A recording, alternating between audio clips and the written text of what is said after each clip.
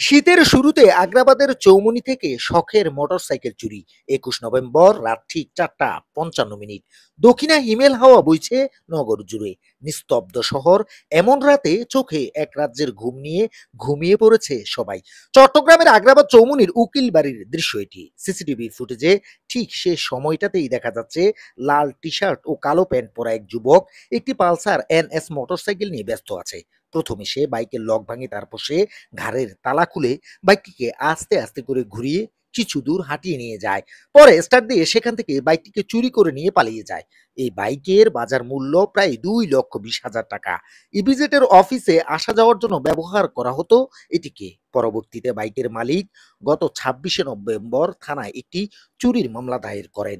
শখের বাইক হারিয়ে এখন তিনি দিশেহারা। ভিডিওটি ছড়িয়ে দিতে পারলে হয়তো চোরকে ধরা যাবে, পাশাপাশি উদ্ধার হবে প্রিয় বাইক। এমনটাই প্রত্যাশা সচেতন মহলের।